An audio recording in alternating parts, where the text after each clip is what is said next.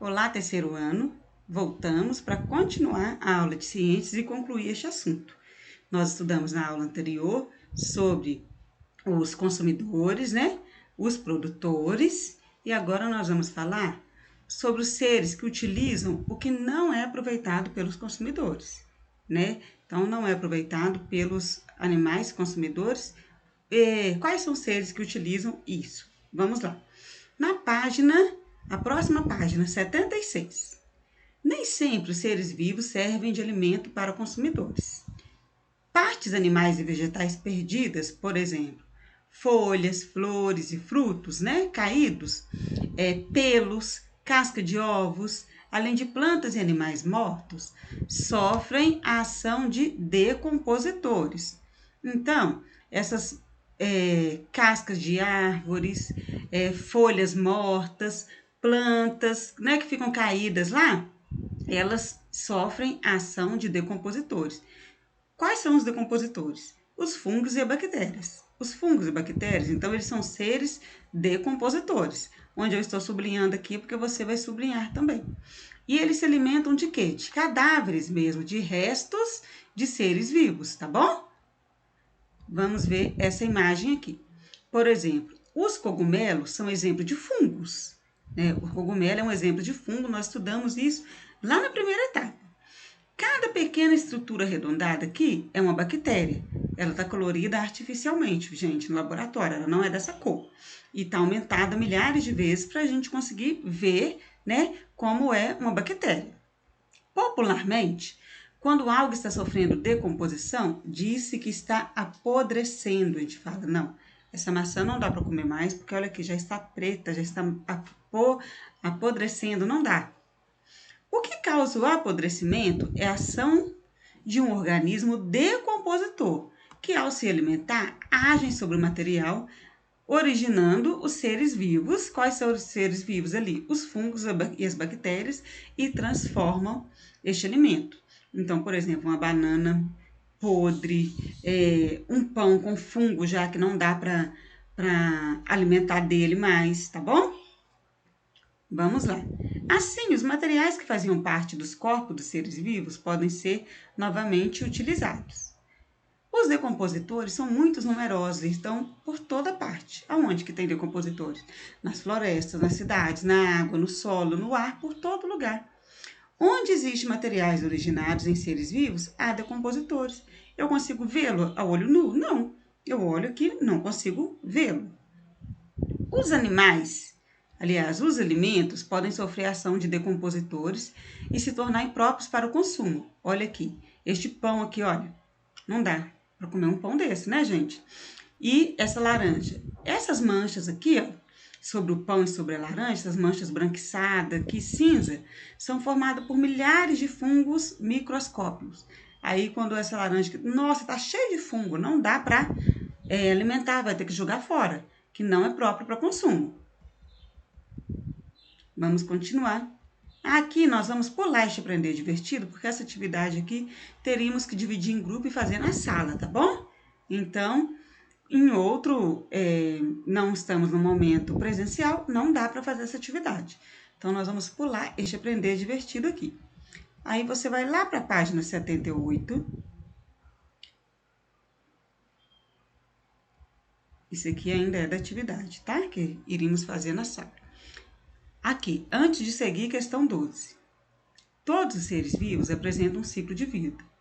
Nasce a partir de outro ser vivo, né? Que nós estudamos que um ser vivo só se reproduz a partir de outro ser vivo, desenvolve-se, pode se reproduzir e um dia morre.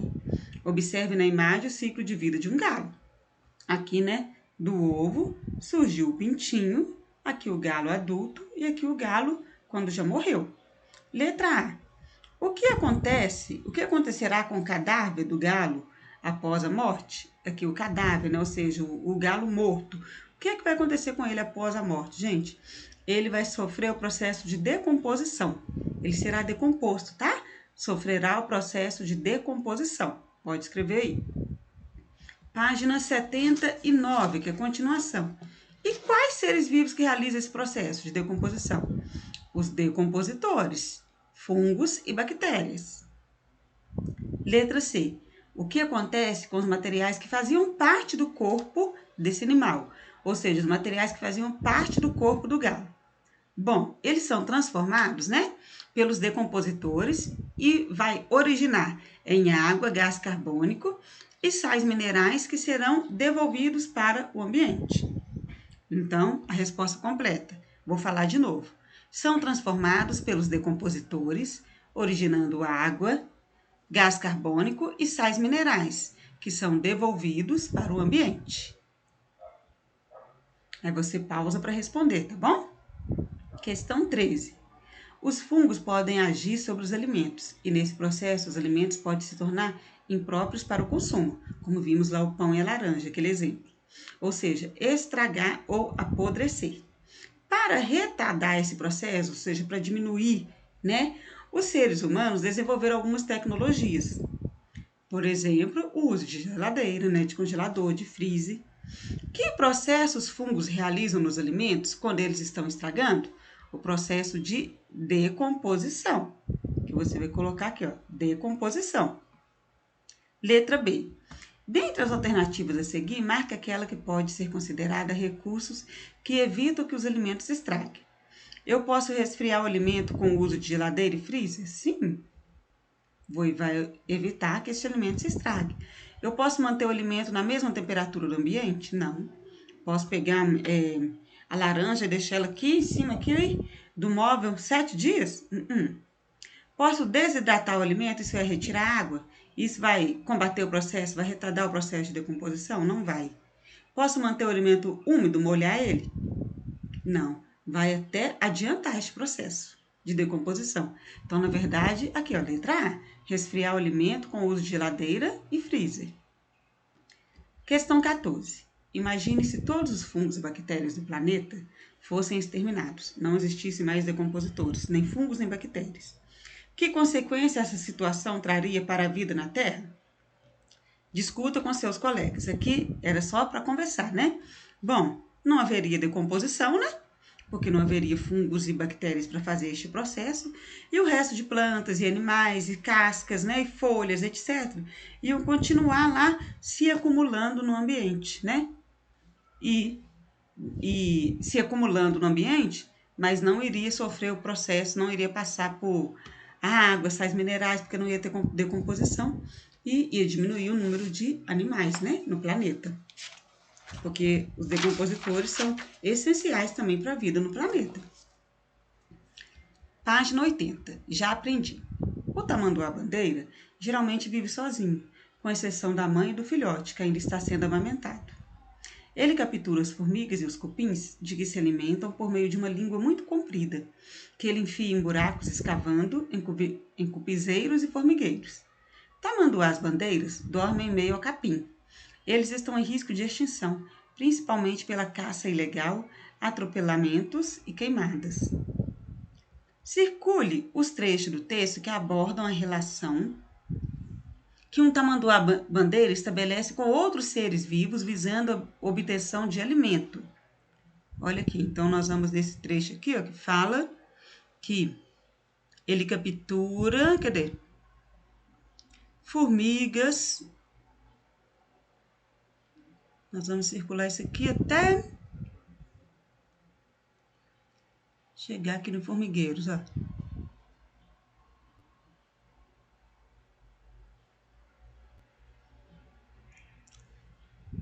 Aí, ele captura formigas e cupins de que se alimenta, né? Então, é uma relação aí de obtenção de alimento.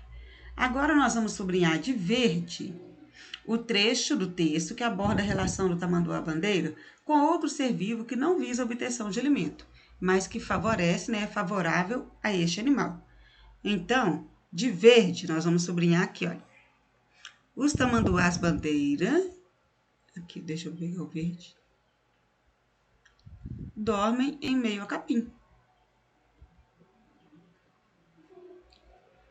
Né? Porque é uma relação que ele estabelece com o capim, não é para obter alimento, mas é favorável para ele. Ele usa o capim para dormir.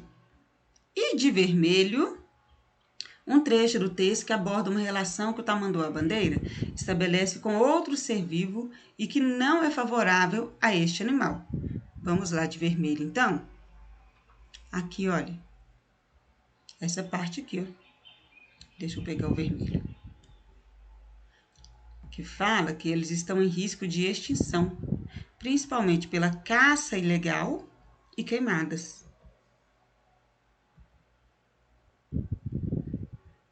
Né? Então, isso não é favorável, né? Para ele. Número 2. As plantas são os principais seres produtores do ambiente terrestre. Justifica o fato das plantas serem denominadas produtores. Por quê? Elas são capazes de produzir o próprio alimento. Né? A própria palavra já diz, produtores. Elas produzem o próprio alimento. Letra B. Identifica o processo pelo qual as plantas são denominadas produtores em um ambiente. Como que chama esse processo? Que ela é capaz de produzir o próprio alimento? Fotossíntese. Vamos para a página 81 e é a última que nós vamos fazer hoje. Existem plantas que necessitam de muita luz para se desenvolver e outras que necessitam de pouca luz. Da mesma maneira, algumas plantas exigem grande quantidade de água e outras poucas, né? Como o meu cacto, né, gente? Meus cactos. Mas as plantas não sobrevivem sem luz ou sem água. Justifica este fato. Bom, as plantas, né? Elas não se alimentam, mas elas produzem o próprio alimento através da fotossíntese. E para realizar o processo da fotossíntese é necessário luz e água. É simples. Justifica esse fato. Para que o processo da fotossíntese seja feito, é necessário luz e água.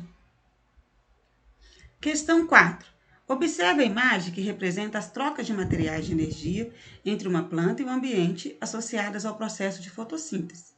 Identifique a seguir cada componente do processo. Olha aqui, origina o sol, o gás eliminado aqui, como é o nome dele, o gás que é retirado do ar e os materiais retirados do solo. Então, o número 1 aqui, ó, de onde origina o sol. Você vai colocar aqui luz do sol, ou luz solar, né? 2, o gás que é eliminado no ar, oxigênio. Você vai escrever aqui no número 2, oxigênio. Número 3, o gás que é retirado do ar, gás carbônico. E número 4, os materiais retirados do solo pelas raízes, água e sais minerais. Então, vai ficar número 1, luz do sol, número 2, oxigênio, número 3, gás carbônico e número 4, água e sais minerais.